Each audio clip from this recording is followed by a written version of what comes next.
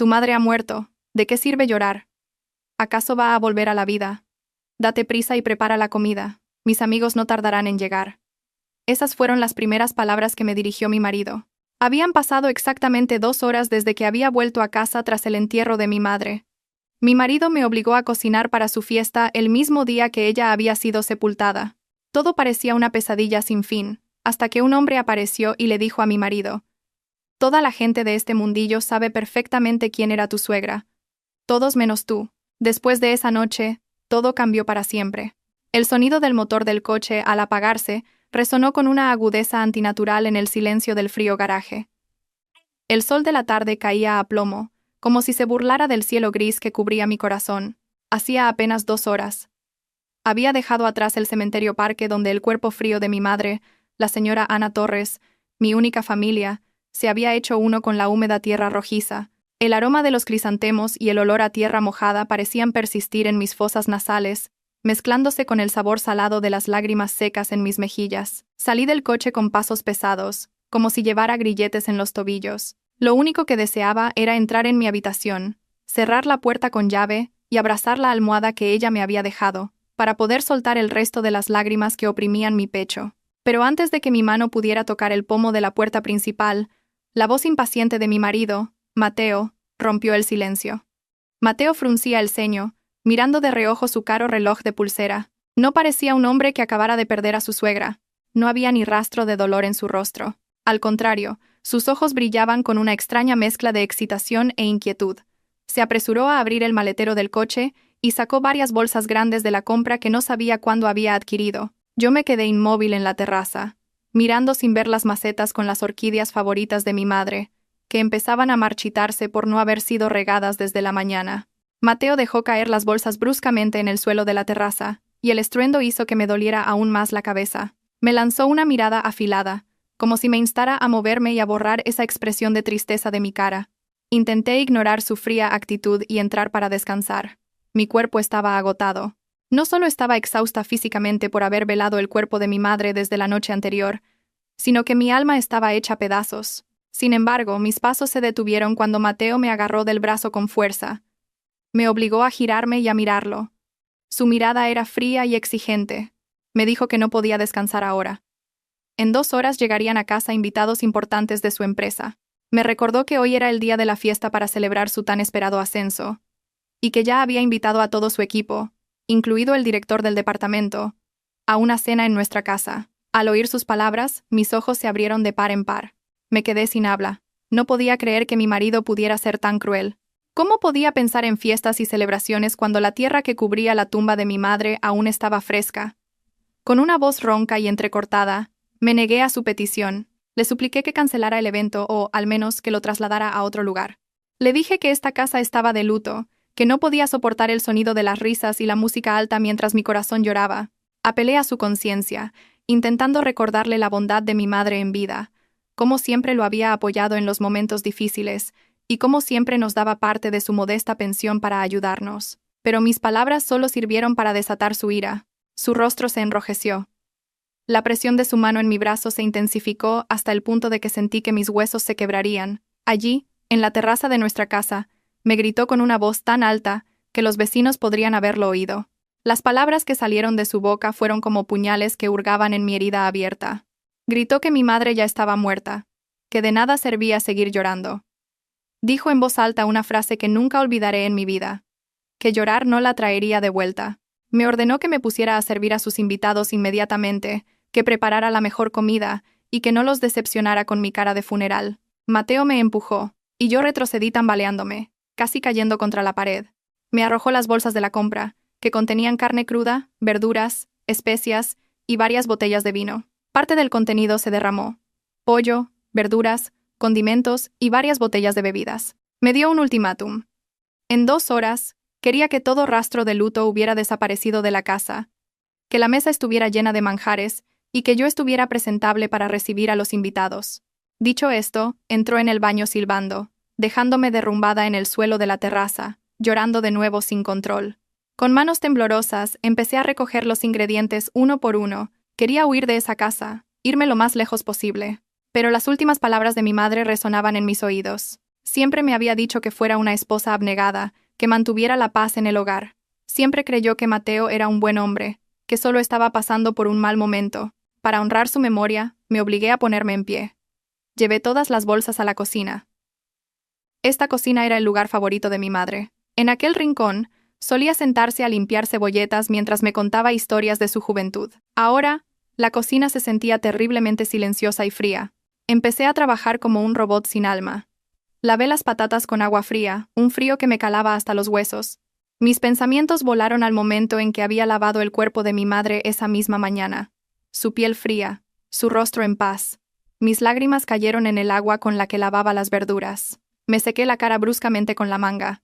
Intenté detener las lágrimas, pero fue inútil. Cuanto más intentaba contenerlas, con más fuerza brotaban.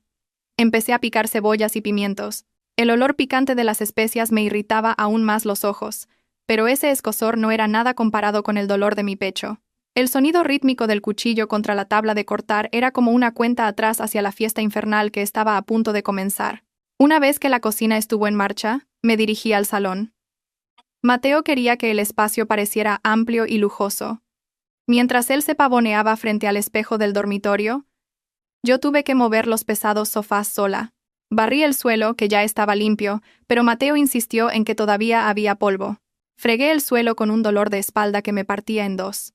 Cada vez que mi mirada se cruzaba con la fotografía de mi madre colgada en la pared del salón, mi corazón se rompía un poco más. Mateo me había ordenado que la quitara, diciendo que arruinaba el ambiente festivo, pero me negué con una mirada desafiante. Fue mi único acto de resistencia. Finalmente, con un largo gruñido, me permitió dejarla en su sitio. El tiempo pasaba, rápido y cruel. El olor de la comida comenzó a llenar la casa. Estaba cocinando un estofado de ternera, gambas al ajillo y una gran tortilla de patatas. Platos que se servirían en una fiesta o en un día de celebración, no en un banquete sobre el dolor. El sudor frío me corría por las sienes. Mi ropa estaba empapada de sudor y del agua de fregar los platos. Coloqué con esmero los platos de cerámica en la larga mesa del comedor. Esos platos habían sido un regalo de bodas de mi madre. Recordaba sus manos arrugadas acariciándolos mientras me los entregaba. Ahora, serían utilizados por personas a las que no les importaba su muerte. Mateo salió de la habitación, elegantemente vestido y oliendo a una fuerte colonia. Parecía seguro y arrogante. Inspeccionó mi trabajo como un capataz despiadado. Probó un poco de la salsa del estofado y asintió con la cabeza, sin una sola palabra de agradecimiento. En su lugar, señaló mi aspecto desaliñado. Me regañó de nuevo, diciéndome que me diera una ducha y me cambiara de ropa rápidamente. No quería que sus amigos vieran a su esposa con aspecto de sirvienta desdichada. Hizo hincapié en que debía sonreír, ser amable y atender cualquier petición de los invitados. Dijo que no quería ver ni una sola queja ni una sola lágrima cuando llegaran. Me arrastré hasta el baño. Bajo el chorro de la ducha, lloré amargamente. El sonido del agua ahogó mis sollozos de angustia. Me froté el cuerpo con fuerza, como si intentara borrar los restos de la pena que se me habían adherido. Pero la pena no estaba en mi piel, sino en mi sangre y en mi aliento. Después de la ducha, me puse un vestido sencillo y sobrio. No me maquillé, pues no tenía cosméticos que pudieran ocultar mis ojos hinchados. Me miré en el espejo. Un rostro pálido, ojos sin vida rodeados de ojeras oscuras. Era el rostro de una hija que había perdido a su madre. Un rostro obligado a llevar la máscara de la felicidad por el orgullo de su marido. Cuando salí de la habitación, Mateo ya estaba junto a la puerta principal. Comentó con sarcasmo que mi cara seguía pareciendo patética, pero que no había tiempo para arreglarme más. Justo en ese momento, sonó el timbre. Mi corazón dio un vuelco. No de alegría, sino de ansiedad. El primer invitado había llegado.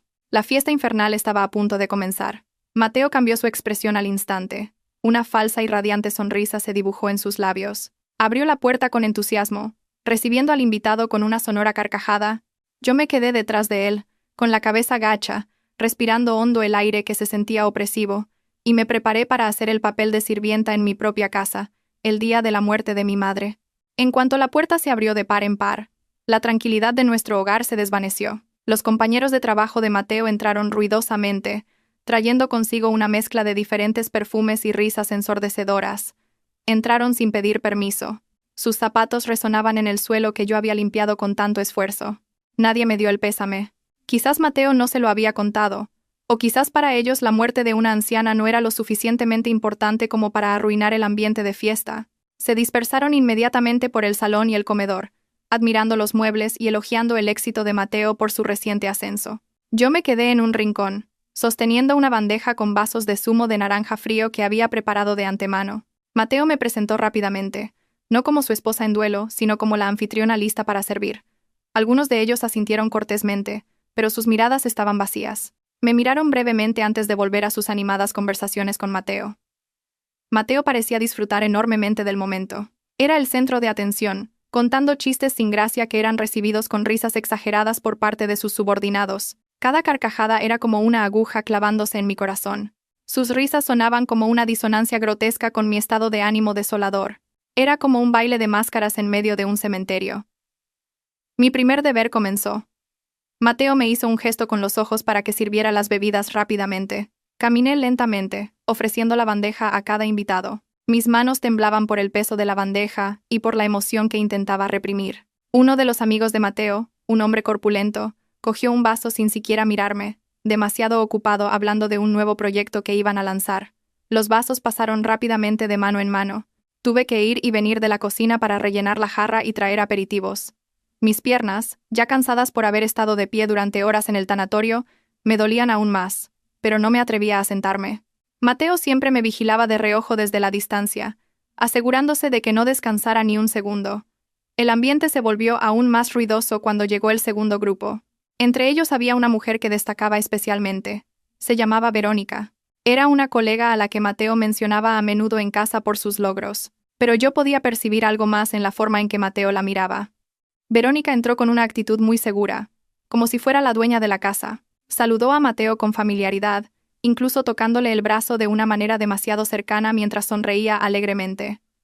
Mateo parecía encantado con la llegada de Verónica. Su rostro se iluminó de una manera que no había visto cuando me miraba a mí.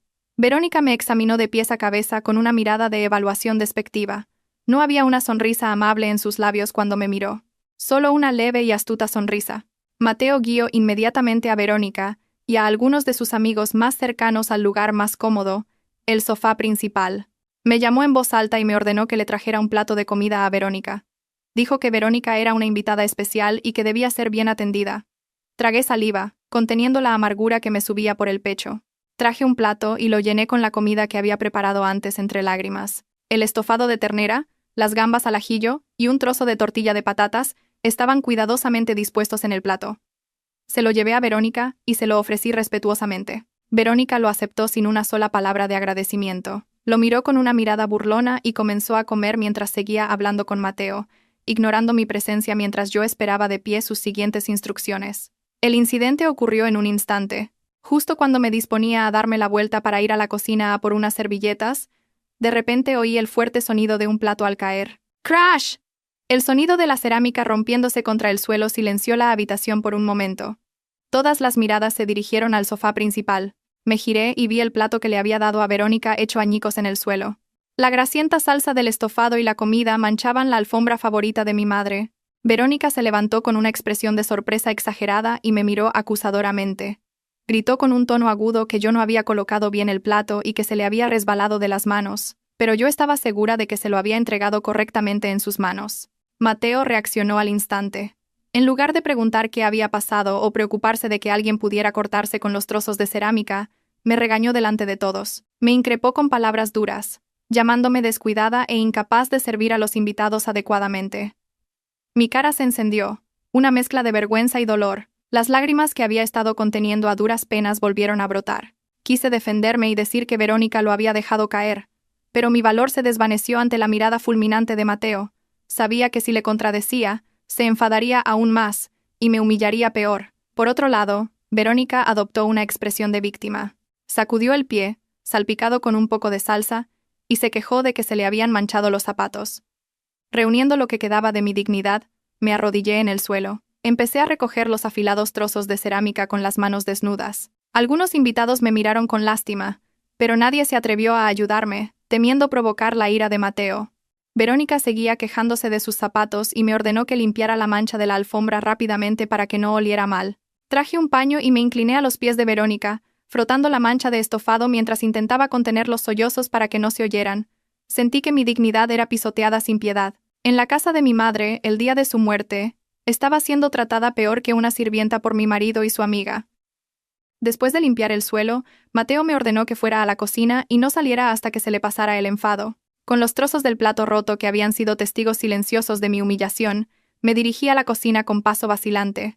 En la cocina, me apoyé en el fregadero y abrí el grifo a tope para ahogar el sonido de mis sollozos, que finalmente se desataron. Lloré amargamente, llamando a mi madre en mi corazón. «Mamá, mira a tu hija». Sollocé. «¿Por qué te fuiste tan pronto?» «No puedo soportarlo, mamá». El agotamiento físico y mental me hacía sentir mareada. Pero antes de que pudiera calmarme, Mateo apareció en la puerta de la cocina. No había venido a disculparse. Había venido a ordenarme que pelara fruta porque los invitados querían postre. Con manos temblorosas por el llanto, me sequé las lágrimas bruscamente. Pelé la fruta. Mateo volvió al salón. Y poco después, las risas volvieron a resonar. La música se subió de volumen. Parecían haber olvidado el incidente anterior, o simplemente no les importaba. Comían, bebían y bromeaban sobre mi dolor. El reloj marcaba las 4 de la tarde. El cielo exterior comenzaba a oscurecerse. Con la tenue esperanza de obtener un mínimo de compasión de mi marido, llevé la bandeja de fruta al salón y la coloqué sobre la mesa con la cabeza gacha, tratando de evitar la mirada triunfante de Verónica. De repente, en medio del bullicio de esa fiesta asfixiante, se oyó el suave sonido del motor de un coche deteniéndose justo delante de la valla de la casa. No era el sonido de un coche cualquiera, sino el ronroneo de un motor de un vehículo de lujo. Varios invitados que estaban sentados cerca de la ventana miraron hacia afuera y se callaron al instante. Susurraron, con los rostros tensos. Mateo, que sostenía un vaso de zumo y reía a carcajadas, también se cayó de golpe, al ver quién salía de ese coche. Un reluciente sedán negro. El tipo de coche que solo poseen los altos ejecutivos de las grandes corporaciones. Un chofer uniformado bajó y abrió cortésmente la puerta trasera.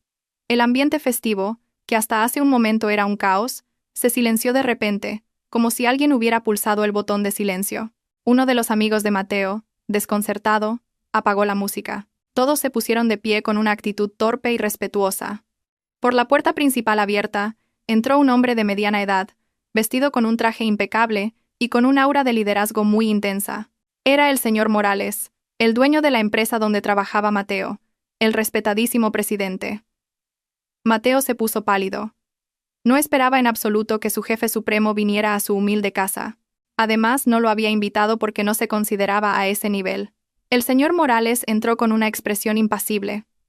Sus ojos recorrieron toda la habitación, desordenada y llena de los restos de la fiesta. Entonces, su mirada se detuvo precisamente en mis ojos, hinchados y enrojecidos. El silencio que cayó sobre el salón contrastaba dramáticamente con el ruido de la fiesta de hacía solo unos segundos, y se volvió asfixiante. El presidente Morales se detuvo en el umbral, emanando un aura de autoridad que intimidaría a cualquiera. Llevaba un traje gris oscuro de aspecto muy caro, que contrastaba con las camisas informales de los amigos de Mateo. Su cabello, que comenzaba a encanecer, estaba peinado hacia atrás con esmero, y su mirada penetrante recorrió la sala como si estuviera realizando una inspección sorpresa en una sucursal con problemas. No había sonrisa en su rostro, solo una mandíbula firme y una expresión indescifrable.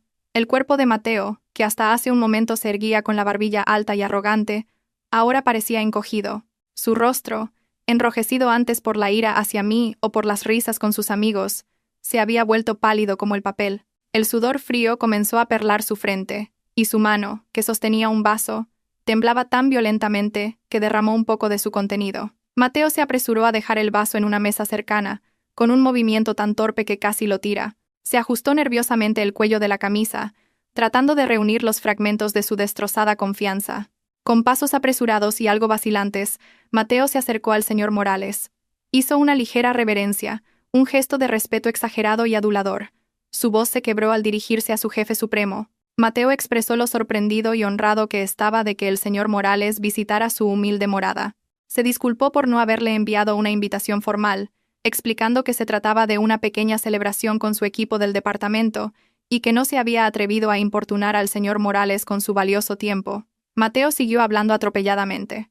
De su boca salían palabras melosas sin cesar, como si intentara ocultar el pánico que se había apoderado de él. Invitó al señor Morales a pasar, ofreciéndole el asiento más cómodo en el sofá, el mismo que Verónica había ocupado antes. Pero el señor Morales no respondió de inmediato a la cálida bienvenida de Mateo. Solo asintió muy lentamente, sin apartar su mirada escrutadora. El señor Morales entró lentamente. Sus zapatos relucientes producían un sonido rítmico sobre el suelo de baldosas. Los otros invitados, los colegas de Mateo, se apartaron automáticamente para dejarle paso. Permanecieron rígidos como estatuas, temiendo cometer el más mínimo error ante el dueño de la empresa que tenía sus destinos en sus manos. Verónica, que antes estaba sentada como una reina en el sofá principal, se levantó rápidamente, se arregló el pelo y la ropa, esbozando su sonrisa más dulce con la esperanza de atraer la atención del presidente. Verónica incluso tiró ligeramente del brazo de Mateo, indicándole que se la presentara al señor Morales, pero el señor Morales parecía no verlos. Su mirada se centró más bien en la decoración hortera de la fiesta, los platos sucios esparcidos y los restos de comida que aún no se habían limpiado. Mateo se sintió aún más desconcertado por la fría reacción del señor Morales. Intentó romper el hielo ofreciéndole bebidas y comida. Gritó mi nombre, pero esta vez no con la voz áspera de antes, sino con un tono suavemente fingido pero cargado de presión. Me pidió que trajera rápidamente una bebida caliente para el señor Morales. Quizás el mejor té o café que tuviéramos. Yo, que había estado de pie como una estatua en un rincón cerca de la puerta de la cocina, me sobresalté. Mi corazón latía con fuerza. Me sentía muy avergonzada. Mi aspecto no era en absoluto apropiado para recibir a un invitado como el señor Morales. Mi ropa estaba húmeda por el agua de fregar, mis ojos estaban muy hinchados y mi cara estaba pálida y sin maquillaje. Quería esconderme, huir a una habitación trasera y no salir hasta que todos se hubieran ido. Pero en esta casa, las órdenes de Mateo eran ley, especialmente delante de su jefe. Con pasos pesados, me dirigí a la cocina para preparar el té. Mis manos temblaban al coger la mejor taza de porcelana que nos quedaba en el armario. Mi mente era un caos. ¿Por qué estaba aquí el señor Morales? Mateo dijo que no lo había invitado. ¿Era una coincidencia o había algún asunto urgente? Mientras vertía el agua caliente, pude oír la voz de Mateo en el salón, todavía tratando de explicar la fiesta. Mateo mintió. Dijo que la fiesta se había organizado a petición de sus amigos, que querían celebrar su éxito, y que le había sabido mal negarse. Intentó crear una imagen de líder de equipo leal y querido por sus subordinados. Sonreí amargamente al oír sus mentiras. Mis lágrimas volvieron a caer en la taza de té. Me las sequé apresuradamente. No debía llorar delante del distinguido invitado. Respiré hondo, tratando de calmar la agitación de mi pecho, y volví al salón con una bandeja que contenía la taza de té caliente. Cuando volví al salón, el ambiente seguía siendo silencioso y tenso. El señor Morales no se había sentado. Seguía de pie en medio de la sala, rechazando la oferta de Mateo de sentarse en el sofá. Mateo parecía aún más inquieto. El sudor ya le empapaba el cuello de la camisa. Verónica estaba de pie junto a Mateo, tratando de mantener una sonrisa amable, pero su sonrisa parecía forzada al ser ignorada. Cuando me acerqué con la bandeja en las manos, el señor Morales se giró de repente hacia mí. Su movimiento fue brusco y concentrado. Su mirada, que era fría cuando miraba a Mateo, se transformó en algo difícil de interpretar cuando se posó en mi rostro. Había sorpresa, escrutinio, y también un destello de profunda compasión. Mis pasos se detuvieron al instante, paralizados por la intensidad de la mirada de ese hombre de mediana edad. La distancia entre nosotros era de solo unos metros. Al darse cuenta de que el señor Morales me estaba mirando, Mateo se interpuso apresuradamente. Bloqueó la línea de visión del señor Morales, como si se avergonzara de reconocer mi presencia. Con un tono despectivo, dijo que yo era solo su esposa ayudando con los invitados, y se disculpó si mi aspecto ofendía la vista del señor Morales. Mateo incluso añadió la tonta excusa de que yo no me encontraba bien, por eso mi cara estaba pálida y sin vida. Intentó desviar de nuevo la atención del señor Morales hacia él, hablando de los objetivos de ventas del próximo mes que ya había superado. Pero los esfuerzos de Mateo fueron en vano. El señor Morales no escuchó en absoluto las divagaciones de Mateo sobre cifras de ventas o estrategias de marketing. El señor Morales levantó ligeramente la mano, una señal firme para que Mateo se callara. La boca de Mateo se cerró al instante. Su frase quedó interrumpida a la mitad. La sala volvió a quedar en silencio. Incluso parecía que la gente contenía la respiración. El señor Morales se movió, pasando por delante de un Mateo petrificado, y caminó directamente hacia mí. Sentí que mi corazón se detenía. No me atreví a mirarlo a los ojos, y bajé la cabeza, temiendo cometer algún error que pudiera enfadar aún más a Mateo o incluso hacer que lo despidieran. Mis manos, que sostenían la bandeja, temblaban con más fuerza, haciendo que la taza de té que había sobre ella tintineara ligeramente. El señor Morales se detuvo justo delante de mí. De su cuerpo emanaba un olor a colonia elegante y cara, que enmascaraba el olor a comida que impregnaba mi ropa. Inesperadamente, el señor Morales extendió la mano, no para coger la taza de té, sino para sujetar la bandeja que estaba a punto de caerse de mis manos temblorosas. Su toque fue firme y cálido, transmitiendo una extraña sensación de seguridad. Me quitó la bandeja y la colocó él mismo en una mesa cercana, una acción que dejó atónitos a todos en la sala. El presidente de una gran corporación sirviendo al anfitrión. Mateo casi se atraganta al ver la escena. Verónica miraba con la boca ligeramente abierta. El señor Morales volvió a mirarme fijamente, sin importarle las miradas confusas de los invitados. Cuando finalmente habló, su voz sonó grave y profunda al hacer una pregunta de una sola frase, pero que atravesó directamente el corazón de mis defensas emocionales. «¿Por qué está llorando, señorita?», preguntó con suavidad pero con autoridad. Esa pregunta, cargada de una genuina preocupación paternal, derribó la muralla que se había estado agrietando desde la mañana. La pregunta del presidente Morales quedó flotando en el aire, pesada y exigente. «¿Por qué está llorando?». La frase resonó en mis oídos, agitando las emociones que había reprimido desesperadamente para salvar las apariencias de mi marido. Me mordí el labio inferior con fuerza para contener un sollozo que amenazaba con estallar. Sentí un ardor en los ojos. Las lágrimas se acumularon, nublando mi visión. ¿Cómo debía responder? Si decía la verdad, Mateo se enfurecería. Si mentía, mi corazón se rompería aún más. Miré de reojo a Mateo. Mi marido me fulminaba con la mirada, una amenaza clara que decía: «No digas tonterías». Su rostro estaba tenso, su mandíbula apretada. Negó con la cabeza de forma casi imperceptible, una señal para que me quedara callada o buscara otra excusa. Al ver que permanecía en silencio con la cabeza gacha, Mateo, impaciente, intervino. Soltó una risita, un sonido torpe y forzado. Se acercó al señor Morales, intentando darle una palmada en el hombro a su jefe, pero se contuvo en el último momento. Con un tono condescendiente, Mateo dijo: «Ah, disculpe a mi esposa, presidente. Ella es así. Un poco llorona y demasiado sensible. Ya sabe cómo son las mujeres. Quizás está emocionada por su visita, o simplemente cansada de cocinar todo el día. No es nada, presidente. No se preocupe». Mateo intentaba minimizar mis sentimientos, convertir mi dolor en una broma o en una debilidad femenina común.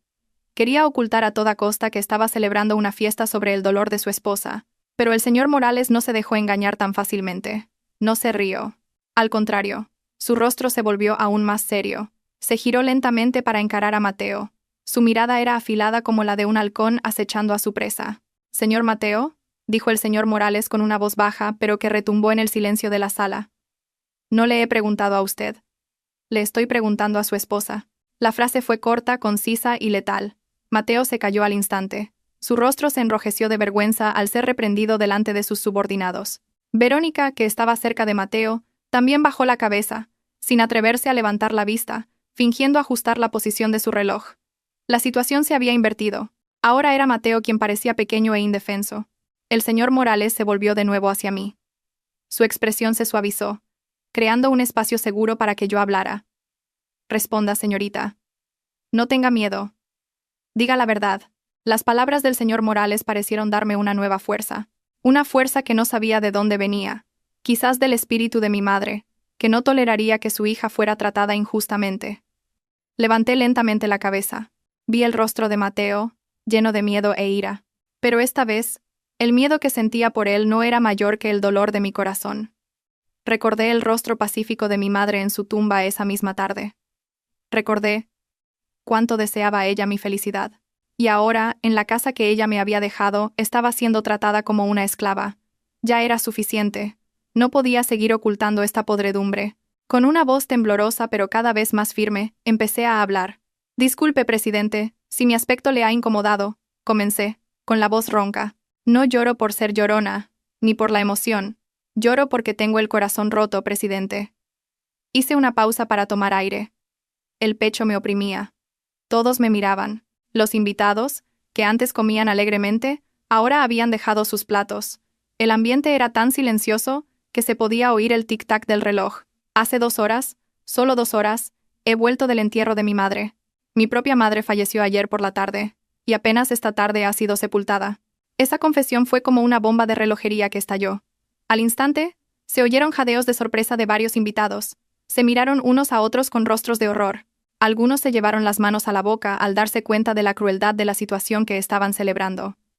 Habían comido y reído en una casa de luto, el día del entierro. La culpa comenzó a dibujarse en los rostros de los compañeros de Mateo. Se sintieron engañados, ya que Mateo no les había informado de la muerte de mi madre. Verónica parecía la más inquieta. Retrocedió lentamente, tratando de salir del centro de atención.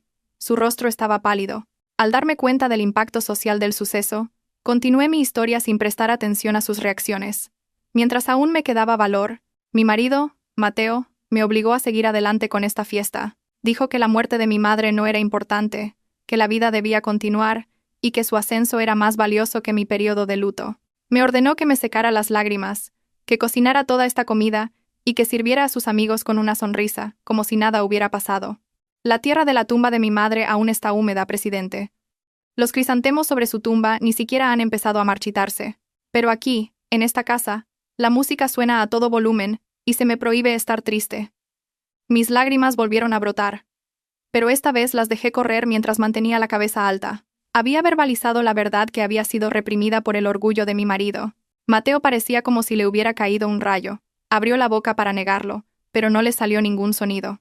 Se dio cuenta de que estaba acabado. Todas las miradas se dirigían ahora hacia él, cargadas de asco e incredulidad. Los mismos compañeros que antes lo elogiaban, ahora lo miraban como a un monstruo. ¿Cómo podía un hombre ser tan cruel con su esposa? ¿Cómo podía celebrar una fiesta justo después de enterrar a su suegra? La reputación que Mateo había construido durante años se derrumbó en un instante. El señor Morales escuchó toda mi historia sin pestañear. Su rostro cambió lentamente. De una expresión impasible y autoritaria, ahora emanaba una ira extrema. Su mandíbula se tensó tanto que las venas de su cuello se marcaron. Su mano derecha se cerró en un puño apretado a su costado. Su rostro se enrojeció por la furia contenida. Miró a Mateo con una mirada asesina. El aura de liderazgo tranquilo de antes había desaparecido, reemplazada por el aura aterradora de un hombre que presencia una injusticia ante sus propios ojos. El señor Morales se acercó a Mateo. Ahora la distancia entre ellos era mínima. Mateo retrocedió paso a paso hasta que su espalda chocó contra la pared. Estaba acorralado, sin escapatoria. El señor Morales señaló el rostro de Mateo, a escasos centímetros de su nariz. Su voz ya no era baja, sino que retumbó por la sala, haciendo temblar los cristales de las ventanas. Señor Mateo, ¿es cierto lo que dice su esposa? ¿Ha celebrado una fiesta de ascenso sobre la tumba de su suegra, el mismo día que su esposa ha perdido a su madre? El grito fue tan fuerte que Verónica se sobresaltó y dejó caer su bolso. Mateo temblaba violentamente, sus rodillas flaqueaban. Intentó balbucear una excusa incoherente. No, presidente, yo solo. Esto estaba planeado desde hace mucho. No era mi intención. Esas estúpidas excusas sonaron aún más patéticas a oídos de todos. Mateo intentó coger la mano del señor Morales para suplicar comprensión, pero el señor Morales la apartó bruscamente, como si la mano de Mateo fuera algo repugnante. «Cállate», volvió a gritar el señor Morales. «No necesito tus excusas de mierda. Pensaba que eras un empleado íntegro y decente, pero no eres más que un ser humano sin conciencia. Has atormentado a tu esposa en duelo para satisfacer tu orgullo y tu vanidad. La has obligado a preparar una fiesta antes de que sus lágrimas se secaran». El señor Morales miró alrededor de la sala, a los invitados que ahora bajaban la cabeza avergonzados. «Y todos ustedes han comido y bebido a gusto en una casa de luto. ¿Dónde está su conciencia?» Los invitados guardaron silencio. La vergüenza y la culpa los golpearon. La fiesta se había convertido en un tribunal moral en un instante. La música se había apagado hacía mucho tiempo. Las risas habían desaparecido, reemplazadas por una tensión asfixiante. Yo seguía en mi sitio, llorando lágrimas de alivio al sentir que finalmente me había quitado ese peso de encima. Pero aún no sabía que el verdadero shock estaba a punto de comenzar. El señor Morales se volvió a mirar a Mateo, que parecía una rata mojada. La mirada del señor Morales sugería que para él no se trataba solo de una cuestión moral. Había una ira personal en ella. Respiró hondo, controlando sus emociones antes de lanzar la siguiente bomba atómica que destruiría la vida de Mateo para siempre. «Señor Mateo», dijo el señor Morales con un tono helado. «Puede que estés orgulloso de tu nuevo puesto. Puede que te sientas grande delante de tus amigos, pero has olvidado una cosa muy importante». El señor Morales se acercó de nuevo y susurró con una claridad que llegó hasta los oídos zumbantes de Mateo. «Has subestimado a tu suegra. Pensabas que era una persona cualquiera. ¿No lo es?» El señor Morales sonrió con desdén. Una sonrisa terrible. «Hay algo que debes saber, Mateo. Toda la gente de este mundillo sabe perfectamente quién era tu suegra, la que acaba de fallecer. Hizo una pausa dramática, dejando que el miedo recorriera cada nervio de Mateo. Todos la conocen y la respetan. Menos tú, su estúpido yerno. Mateo levantó la cabeza. Sus ojos estaban desorbitados por la confusión y el miedo. No entendía las palabras del señor Morales. Mi suegra era solo una maestra jubilada, pensó. ¿Qué tiene que ver con el mundo de los negocios? Pero al ver la expresión del señor Morales, Mateo se dio cuenta de que había cometido un error mucho más grande que celebrar una fiesta inoportuna. Un error del que se arrepentiría toda su vida. Las últimas palabras del presidente Morales quedaron suspendidas en el aire como un trueno recién estallado, dejando un eco aterrador en los oídos de todos los presentes. Mateo, con la boca ligeramente abierta y parpadeando rápidamente, parecía estar tratando de procesar la información que acababa de entrar en su cerebro, pero su lógica arrogante se negaba a aceptarla. Su rostro, antes pálido, ahora mostraba una expresión de patética confusión. Intentó esbozar una pequeña risa, un sonido seco que resultó extremadamente inapropiado en medio de la tensión asfixiante.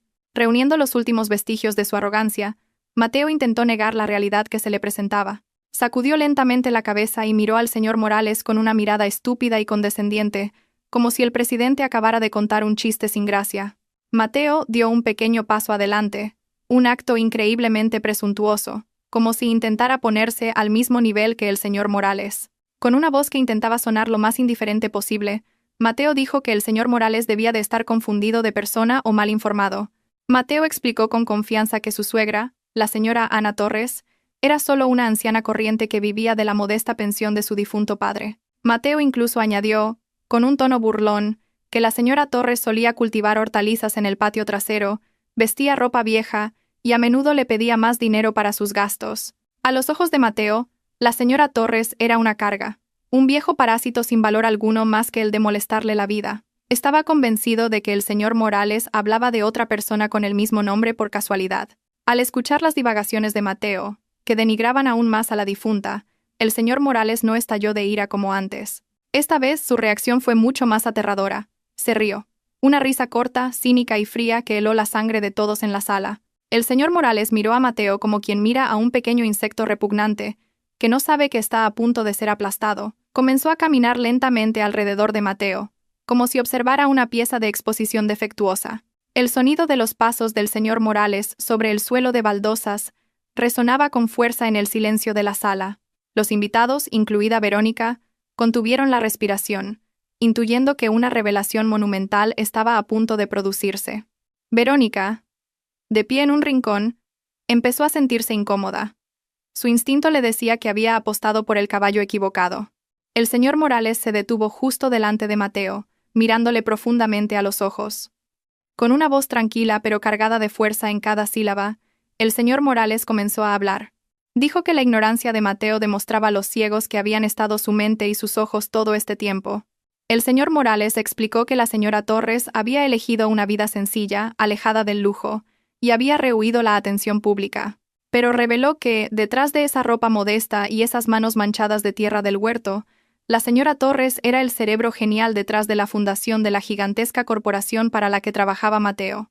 Era la fundadora y la accionista mayoritaria, con autoridad absoluta sobre la dirección de la empresa.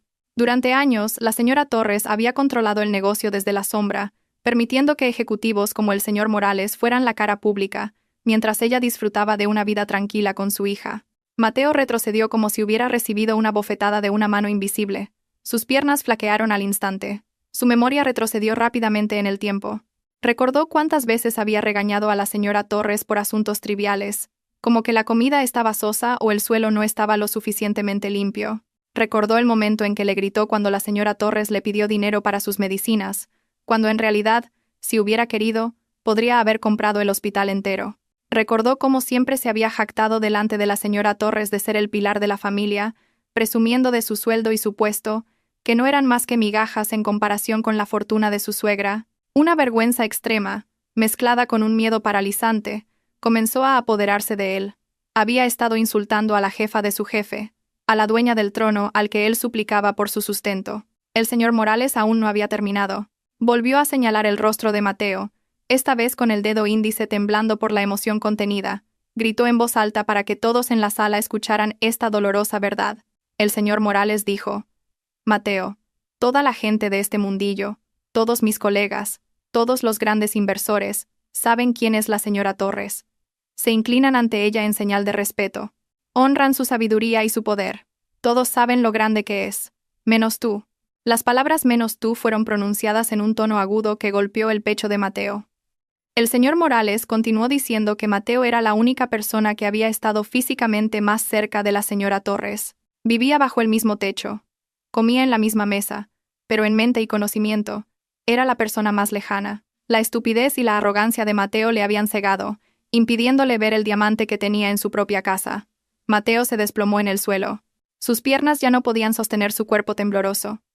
Su rostro estaba pálido como el de un cadáver. Miraba el suelo vacío con una mirada perdida. Su orgullo estaba hecho añicos. Su futuro estaba hecho añicos. Sus compañeros de empresa lo miraban con una mezcla de asombro, asco y lástima. Susurraban, dándose cuenta de que habían estado adorando al hombre equivocado. Acababan de estar en la casa de la dueña de la empresa, comiendo la comida preparada por la hija de la dueña de la empresa, y se habían burlado de la muerte de la propia dueña de la empresa. La culpa los abrumó.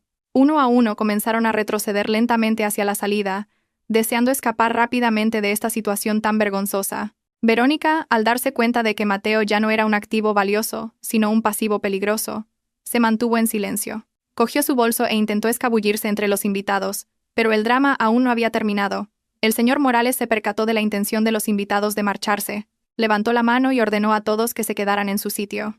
Dijo que nadie podía salir de la sala hasta que el asunto estuviera zanjado. El señor Morales quería que todos fueran testigos de lo que estaba a punto de suceder. Quería que este momento sirviera de lección moral sobre la integridad y el karma para todos sus empleados. El ambiente de la sala volvió a ser asfixiante. Nadie se atrevió a contradecir la orden del presidente. Todos permanecieron como estatuas, con la cabeza gacha, esperando un castigo o, como mínimo, un largo sermón. Pero el señor Morales no tenía intención de sermonear. Se volvió hacia mí. Su mirada se suavizó al instante. Llamó a su secretario personal, que esperaba fuera, para que trajera un maletín de cuero negro. Yo seguía en mi sitio, paralizada en silencio. Mis lágrimas ya se habían secado, reemplazadas por un shock monumental. Sabía que mi madre tenía ahorros, pero nunca imaginé que fuera una magnate. Nunca me lo había contado. Siempre me había enseñado a ser austera, a ahorrar, a vivir con gratitud. Resultó que todo era su manera de educarme para que no me cegara la riqueza. Y ahora entendía por qué mi madre siempre sonreía con paciencia cada vez que Mateo la menospreciaba. No era débil. Simplemente observaba el teatro de Mateo con compasión. Estaba poniendo a prueba a su yerno, y Mateo había suspendido estrepitosamente. Me dolió el corazón al pensar en la soledad de mi madre, guardando este secreto para proteger mi matrimonio. El secretario del señor Morales, un joven con gafas y traje impecable, entró en la sala con paso firme. En sus manos llevaba un maletín de cuero negro de aspecto muy importante. Hizo una respetuosa reverencia al señor Morales y luego a mí. Era la primera vez que un extraño me hacía una reverencia en esta casa. Normalmente, los invitados de Mateo me trataban como a un ser invisible o a una sirvienta gratuita. El secretario colocó el maletín sobre la mesa de centro, sucia con los restos de la fiesta. El sonido del cierre del maletín al abrirse, un clic, resonó con agudeza en el silencio asfixiante. Mateo, que estaba derrumbado en el suelo, levantó ligeramente la cabeza. Sus ojos se clavaron en el maletín con una mezcla de miedo y curiosidad codiciosa. Quizás, en algún rincón de su podrido corazón, aún esperaba que le correspondiera una pequeña parte. El señor Morales sacó un gran sobre marrón, sellado con cera roja con el logotipo oficial de un notario. Sostuvo el sobre con cuidado, como si fuera una reliquia muy valiosa. Explicó a todos los presentes que su visita de hoy no era, en realidad, para asistir a la estúpida fiesta de Mateo, sino para ejecutar la última voluntad de la difunta señora Torres. El señor Morales contó que, una semana antes de fallecer, la señora Torres había llamado en secreto al notario y a él al hospital para redactar este testamento. La señora Torres presentía que su tiempo se acababa y quería asegurarse de que el futuro de su única hija estuviera garantizado, y también quería dar su juicio final a su yerno. El señor Morales rompió lentamente el sello del sobre. El sonido del papel al rasgarse fue doloroso. Sacó varias hojas de papel grueso. Mateo contuvo la respiración. Se podía ver cómo se le tensaba el cuello. Verónica, atrapada cerca de la puerta, también aguzó el oído. Su naturaleza materialista la hacía sentir curiosidad por la cantidad de bienes que se mencionarían. El señor Morales comenzó a leer el contenido del testamento en voz alta y clara. El primer punto especificaba la lista de bienes de la señora Torres. Una lista tan larga que dejaría boquiabierto a cualquiera que la escuchara. desde la participación mayoritaria en la empresa matriz donde trabajaba Mateo, hasta varios edificios comerciales en el centro de la ciudad, vastas extensiones de terreno en las afueras y enormes depósitos de dinero en diversos bancos. Incluso se reveló que esta misma casa en la que vivíamos, la propiedad de la tierra y el edificio, estaba enteramente a nombre de la señora Torres, a pesar de que Mateo siempre había afirmado haberla remodelado con su propio esfuerzo. Al escuchar la lista de bienes, la expresión del rostro de Mateo cambiaba a cada segundo, pasando del asombro a la admiración y al arrepentimiento extremo. Se agarró la cabeza con frustración. Ahora se daba cuenta de que había estado durmiendo sobre una montaña de oro, mientras trataba a la dueña de ese oro como a basura. Si tan solo hubiera sido un poco más amable con la señora Torres, si la hubiera cuidado de verdad, quizás ahora estaría disfrutando de todos esos lujos. La codicia era evidente en los ojos de Mateo. Comenzó a imaginar la vida de lujo que se le había escapado de las manos. Me miró con ojos suplicantes, esperando que yo pudiera ablandar el corazón del señor Morales o cambiar el contenido del testamento a su favor.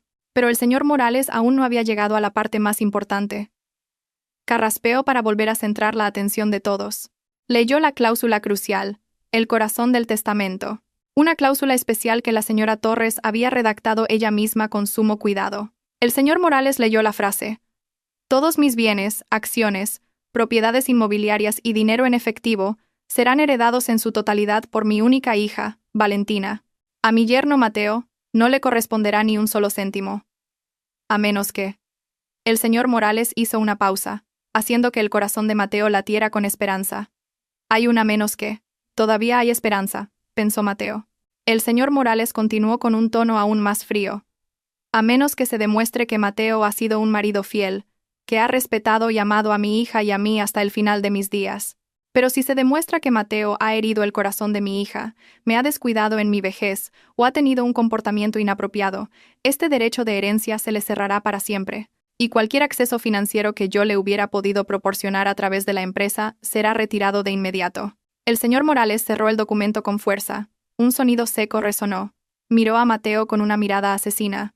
Y hoy, señor Mateo, ante mis propios ojos y ante docenas de testigos, ha demostrado que no cumple esa cláusula de excepción. Ha hecho todo lo contrario. Ha celebrado una fiesta sobre el dolor de su esposa. Me ha insultado a mí y a la difunta. Por lo tanto, por la presente, el testamento de la señora Torres entra en vigor en su totalidad. Usted no recibe nada. Ni un céntimo. Mateo gritó. Su grito no era de dolor, sino de rabia y desesperación, el grito de un perdedor que lo había perdido todo.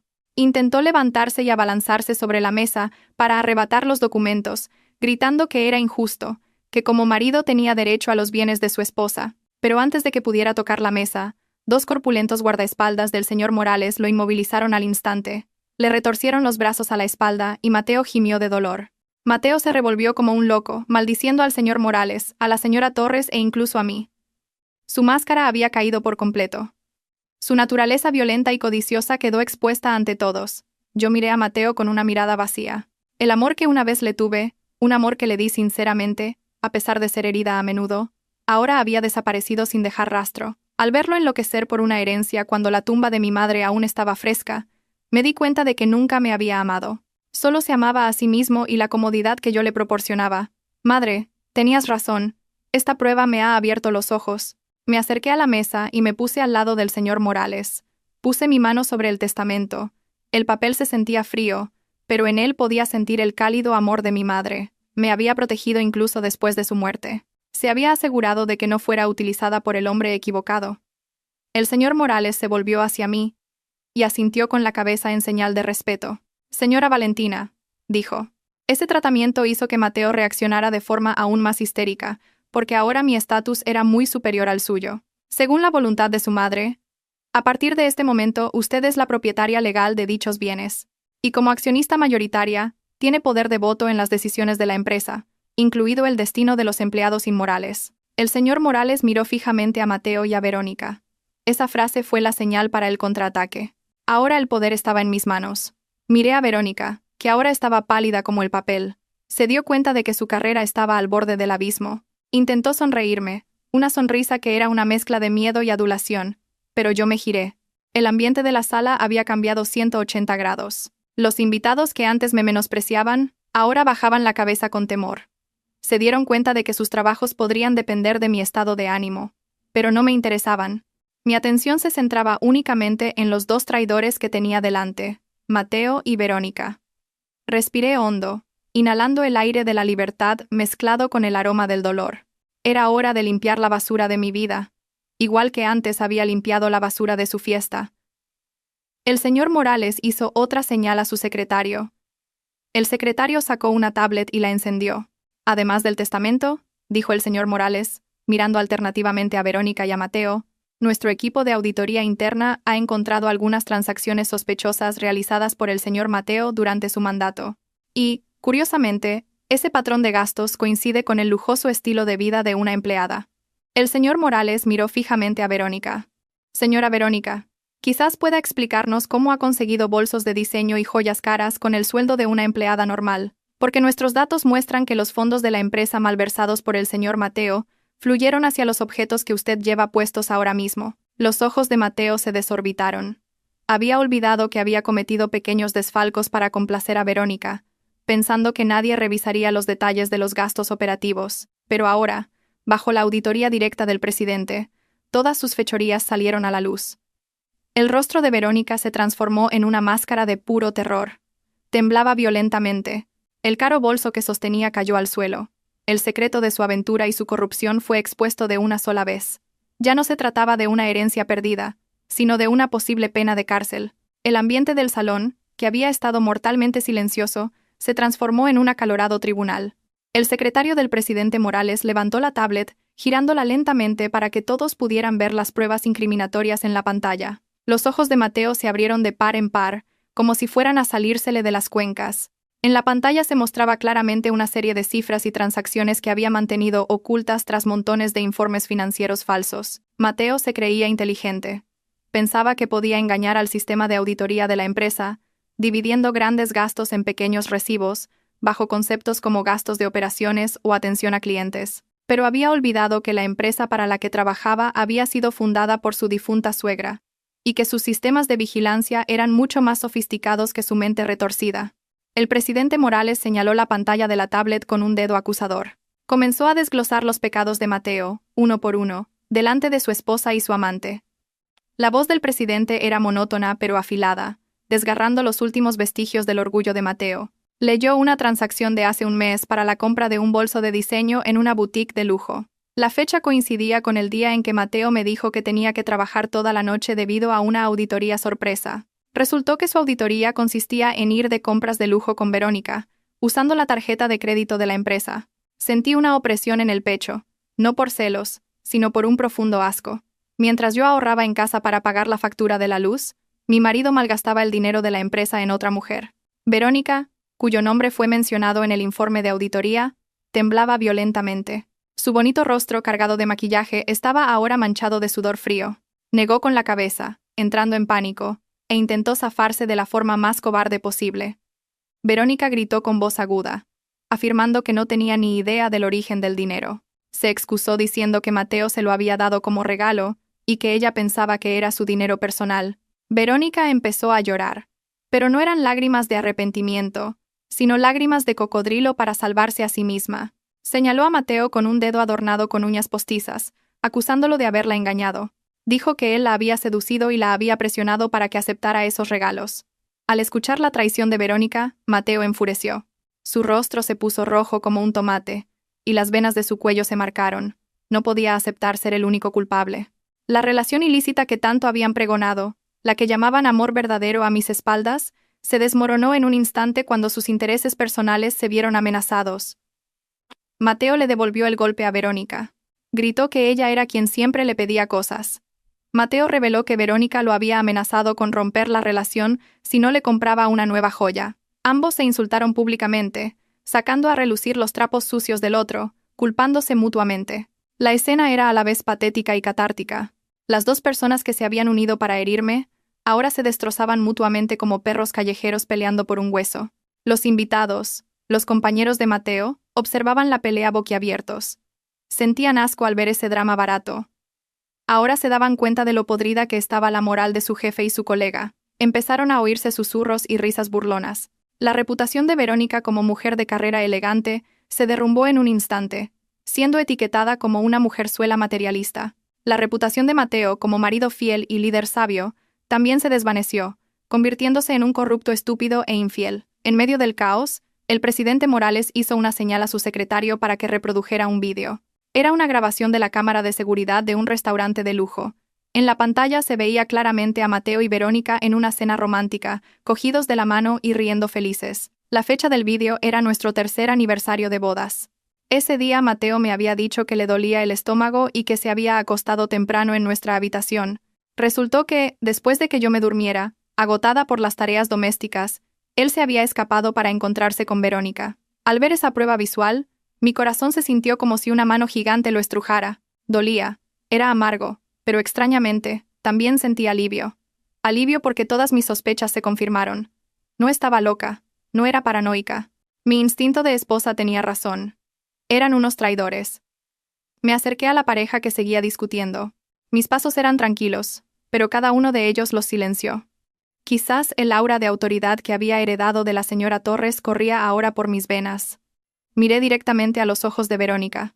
La mujer bajó la cabeza al instante, sin atreverse a sostenerme la mirada. Antes me había menospreciado por mi aspecto sencillo, pero ahora parecía muy pequeña ante mí. Hablé con una voz baja pero potente. Le dije a Verónica que lo sabía todo desde hacía mucho tiempo, pero que había guardado silencio, esperando que Mateo cambiara. Pero resultó que mi silencio los había envalentonado aún más. Señalé los platos de comida esparcidos sobre la mesa, la misma comida que Verónica había probado y despreciado antes. Le dije, con un tono helado, que disfrutara de esa última comida. Le dije que era la última comida que comería cómodamente en esta casa, y quizás la última comida decente antes de enfrentarse a la justicia. Mis palabras aterrorizaron aún más a Verónica.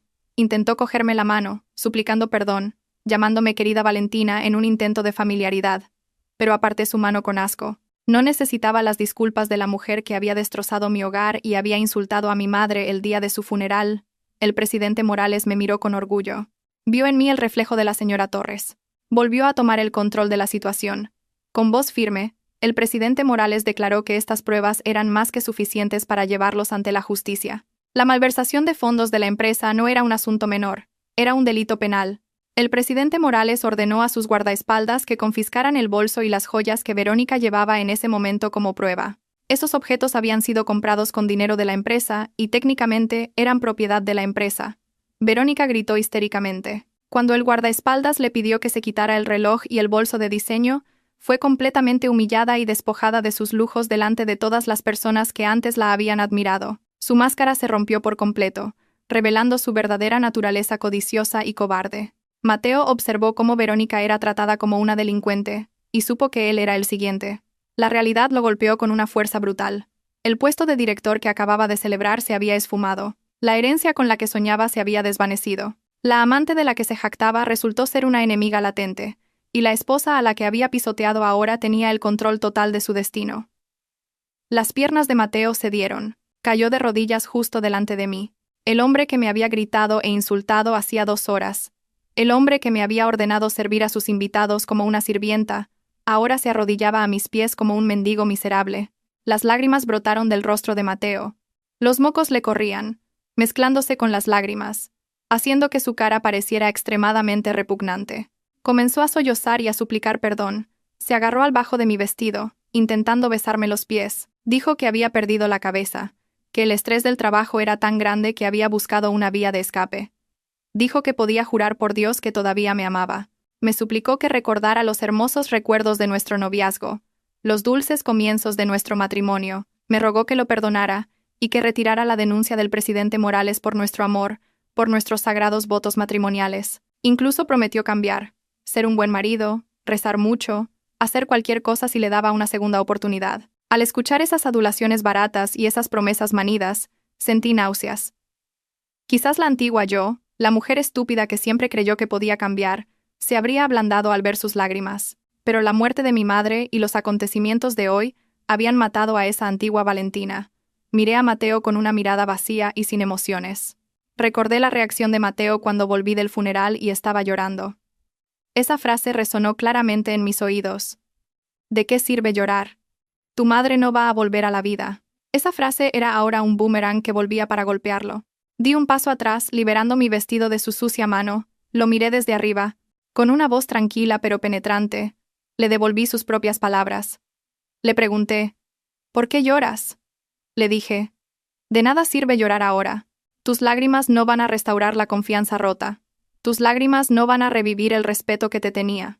Le dije que dejara el drama, que no iba a cambiar ninguna decisión. Le dije que sus lágrimas eran falsas, que lloraba por haber perdido sus bienes y su posición, no por arrepentirse de habernos herido a mi madre y a mí. El presidente Morales, que estaba a mi lado como un protector, finalmente dictó la sentencia final. Con una voz lo suficientemente alta como para que todos los invitados que quedaban la oyeran, el presidente Morales pronunció las palabras de despido. Declaró que, a partir de ese momento, Mateo quedaba despedido de la empresa con deshonor. También recalcó que el equipo legal de la empresa procedería inmediatamente con una denuncia penal por la malversación de fondos y el fraude que Mateo había cometido. Mateo no solo perdió su trabajo, sino que sería incluido en la lista negra de toda la industria. Su nombre quedaría manchado, y ninguna empresa volvería a contratarlo. La ruina de Mateo se completó cuando su teléfono móvil, en el bolsillo de su pantalón, comenzó a sonar estrepitosamente.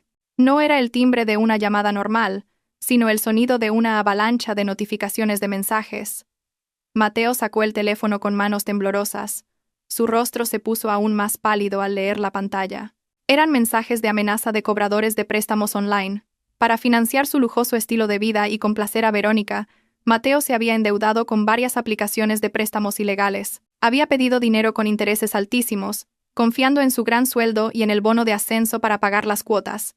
Pero ahora, su fuente de ingresos se había cortado por completo. No tenía sueldo, ni bono, ni finiquito por su despido deshonroso.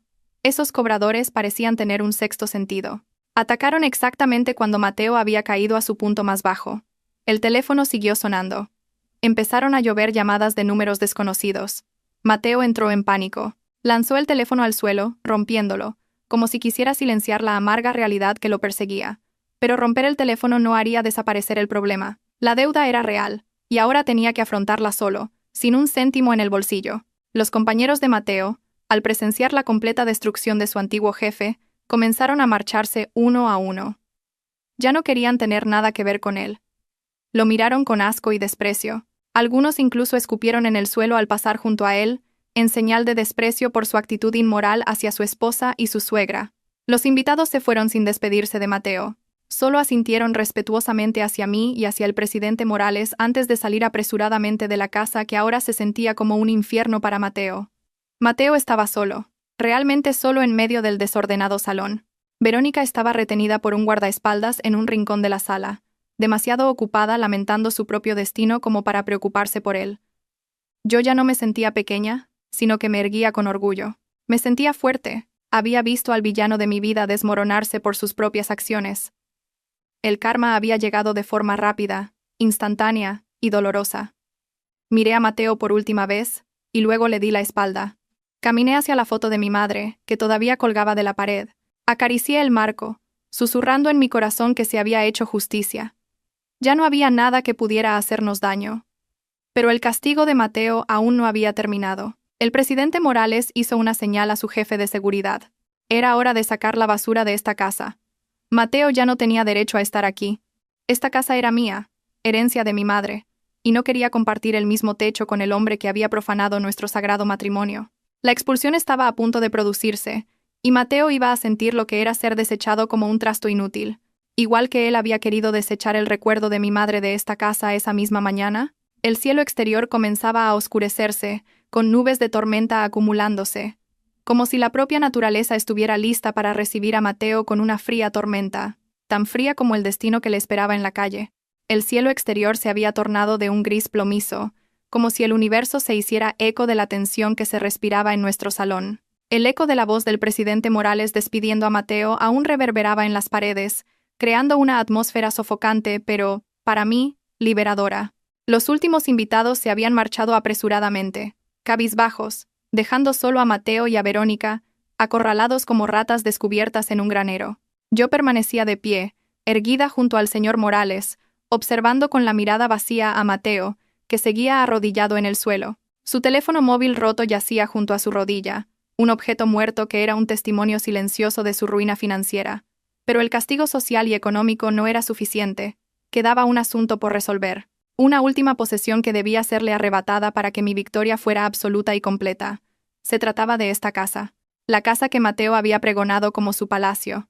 El lugar donde había actuado como un rey con poder absoluto sobre mi madre y sobre mí. Con los últimos jirones de valor que pudo reunir de entre los escombros de su orgullo destrozado, Mateo intentó ponerse en pie. Sus piernas temblaban, pero se obligó a mirarme. Sus ojos estaban rojos, hinchados y revelaban un pánico absoluto. Sabía que había perdido su trabajo, sabía que había perdido su reputación, pero todavía creía que tenía un lugar donde quedarse.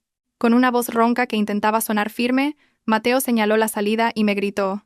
Me estaba echando. Dijo que si realmente quería romper con él y ponerme del lado del señor Morales, tenía que irme de su casa. Mateo proclamó a gritos que esta casa era el fruto de su sudor, su hogar, por el que pagaba la hipoteca cada mes, y que yo no tenía derecho a quedarme si no le obedecía.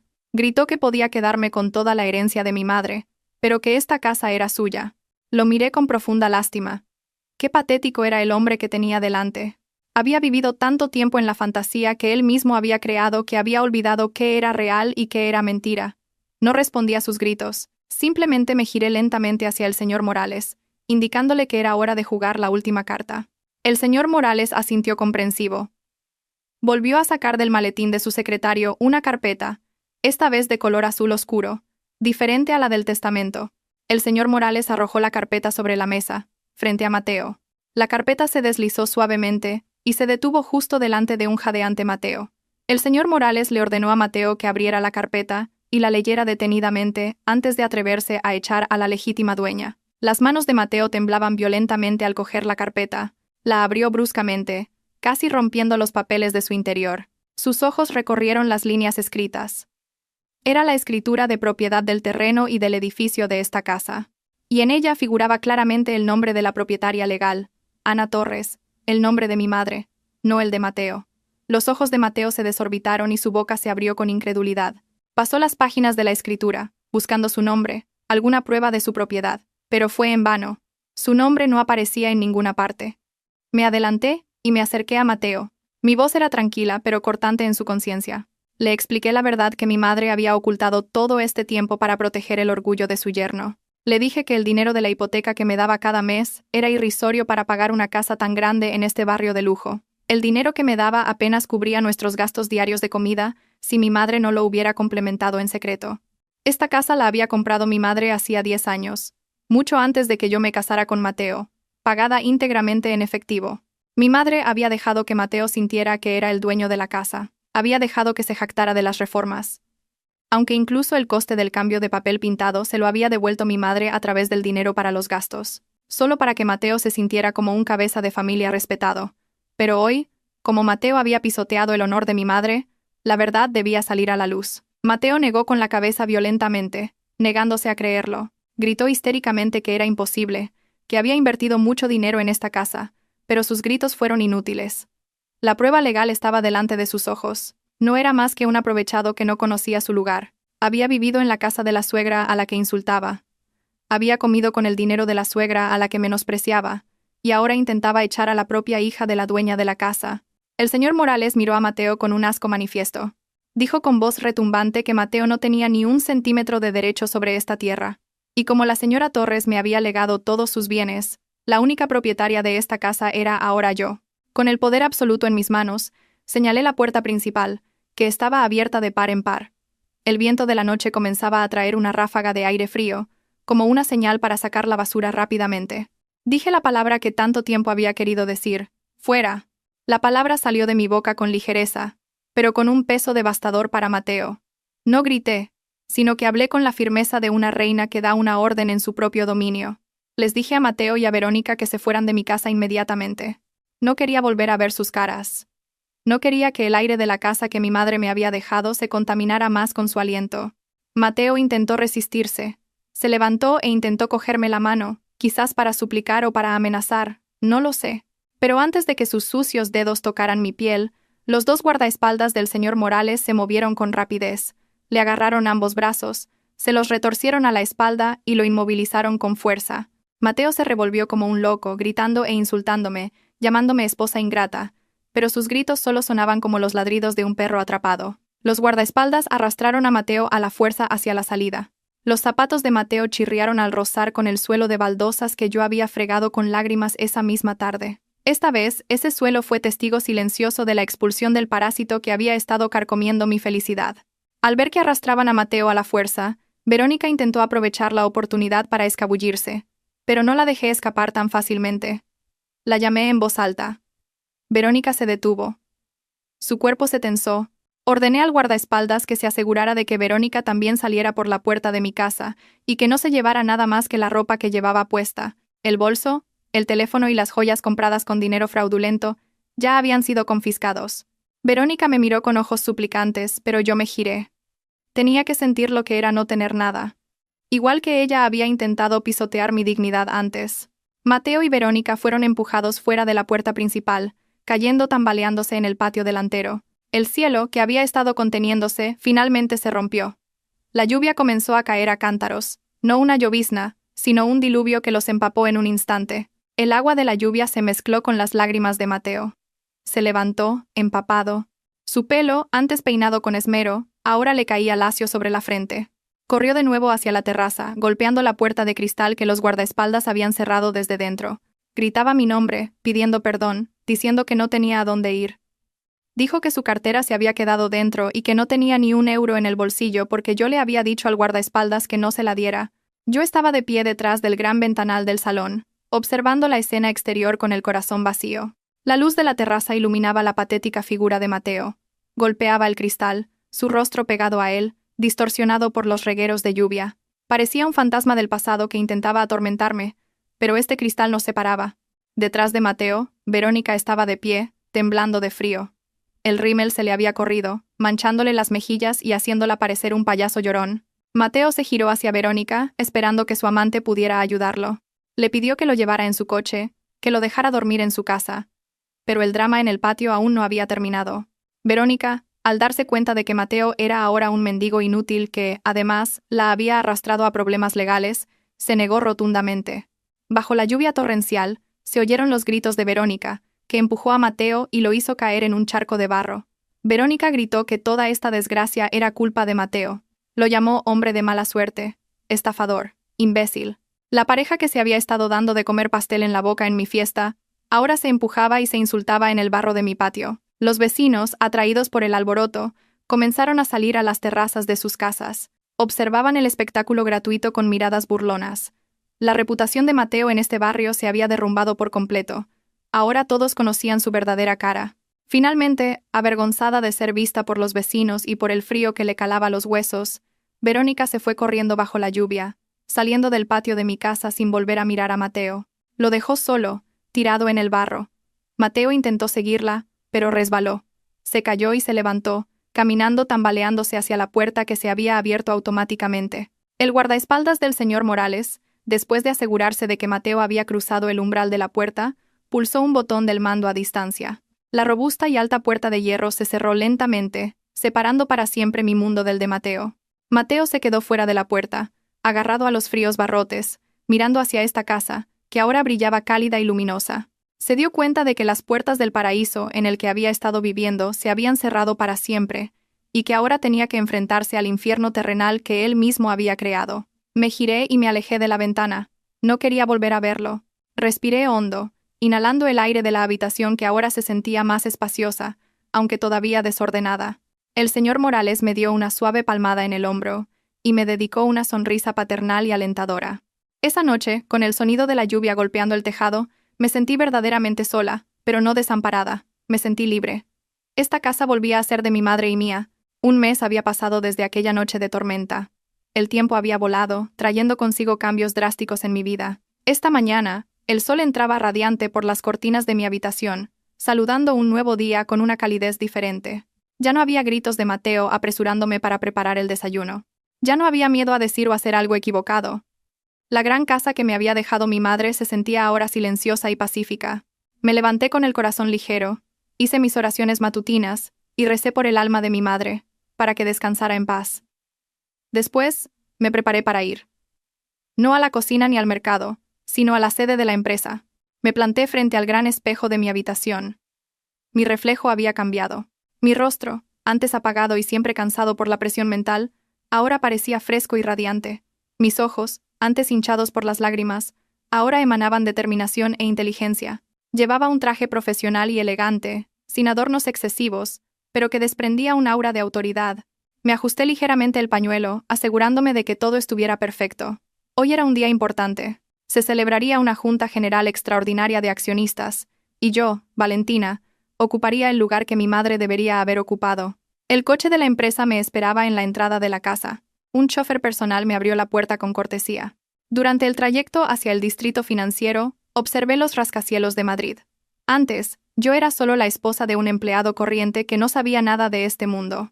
Ahora, era la propietaria de uno de los edificios más altos de la ciudad.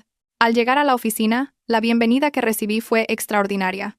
Desde la recepcionista hasta los jefes de departamento, los empleados hicieron una respetuosa reverencia a mi paso por el vestíbulo. Oí susurros de admiración. Sabían quién era yo. Sabían que era la hija de la fundadora de la empresa, la mujer que había destapado el escándalo de corrupción de un antiguo director y había traído un aire de cambio fresco. Entré en la sala de juntas. La sala era grande, fría, y estaba dominada por una larga mesa ovalada de caoba. Alrededor de la mesa se sentaban directores y auditores de edad avanzada, con décadas de experiencia. Antes, ni siquiera me habría imaginado entrando en esta sala. Pero hoy, entré con la cabeza bien alta. El presidente Morales se levantó para recibirme y me invitó a sentarme en la cabecera de la mesa. El asiento que había estado vacío. El asiento de mi madre. Cuando me senté, todos guardaron silencio, esperando mis instrucciones. Con una voz tranquila pero firme, di comienzo a la reunión. Discutí la nueva visión de la empresa, políticas de bienestar para los empleados más justas y la erradicación de las prácticas corruptas que habían proliferado en la era de la anterior dirección. No hablaba solo como una heredera, sino como alguien que entendía los valores de trabajo duro y honestidad que mi madre me había inculcado. Mientras yo presidía una reunión en un fresco edificio de rascacielos, Mateo vivía un destino muy diferente. En un rincón sórdido y superpoblado de la ciudad, en una habitación de pensión húmeda y estrecha de 3x3 metros, Mateo yacía acurrucado sobre un colchón de espuma fino y con olor a moho. El techo de su habitación tenía goteras, y el agua de la lluvia de la noche anterior goteaba sobre el suelo de baldosas ya agrietado. No había aire acondicionado, solo un pequeño ventilador polvoriento y ruidoso. Mateo se despertó por unos fuertes golpes en la puerta. Su corazón dio un vuelco. No era un visitante, eran los cobradores de deudas. Desde que fue despedido y expulsado, la vida de Mateo se había desmoronado por completo. Su nombre estaba en la lista negra de la industria. Ninguna empresa quería contratarlo después de que se difundiera el escándalo de malversación e inmoralidad. Intentó conseguir trabajo como conductor de BTC, pero su cuenta fue rechazada por tener antecedentes penales en investigación policial. Sus ahorros eran nulos. Sus tarjetas de crédito estaban bloqueadas. Sus amigos lo evitaban como a la peste. Incluso la mujer que antes adoraba, Verónica, era ahora testigo de la fiscalía, testificando en su contra para conseguir una sentencia reducida. Mateo estaba verdaderamente solo. Los golpes en la puerta se hicieron más fuertes, acompañados de gritos groseros exigiendo el pago. Mateo se tapó los oídos con la almohada, temblando de miedo. Su estómago le dolía. No había comido nada desde el almuerzo de ayer.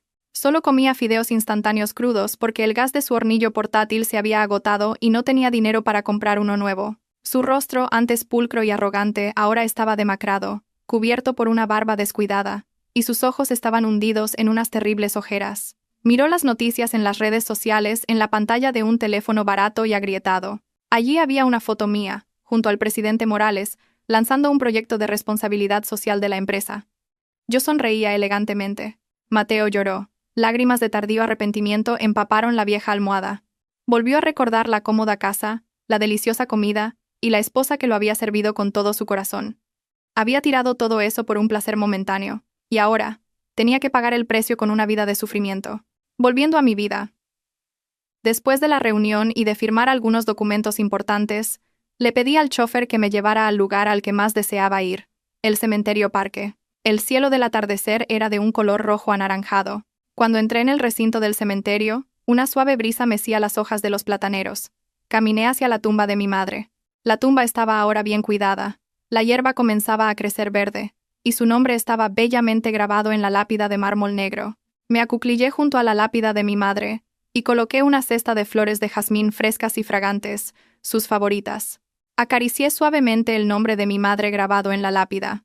Ya no había lágrimas de dolor que oprimieran mi pecho como hacía un mes, solo una cálida añoranza y una profunda gratitud.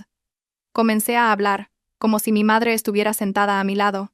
Le conté sobre la reunión de hoy, sobre el presidente Morales que tanto me había ayudado y sobre cómo estaba empezando a reconstruir mi vida. También le susurré en voz baja que se había hecho justicia, que la persona que nos había herido había pagado el precio y que por mi propia paz mental había perdonado ese pasado. «Mamá», susurré en voz baja, mi voz llevada por el viento del atardecer. «Ya no lloro. Ahora soy fuerte. Ya no tienes que preocuparte. El legado de valentía que me diste es mucho más valioso que toda esta riqueza». Cerré los ojos por un momento y sentí la presencia de mi madre en la brisa que me acariciaba el rostro. Fue como su último y cálido abrazo. Sentí como si una pesada carga se hubiera levantado por completo de mis hombros. Abrí los ojos y sonreí dulcemente a la lápida. Me levanté y me sacudí ligeramente el polvo de la ropa. El sol comenzaba a ponerse por el horizonte occidental. Pero para mí, no era el final del día. Era el nuevo amanecer de mi vida. Me di la vuelta y me alejé del cementerio con pasos firmes y seguros. En la puerta del cementerio mi coche me esperaba. Entré, lista para afrontar un futuro brillante. Un futuro en el que yo no era un extra en el drama de otra persona, sino la protagonista de mi propia historia. La historia de las lágrimas sobre una fiesta había terminado, cerrada con la tinta dorada de la victoria y la justicia.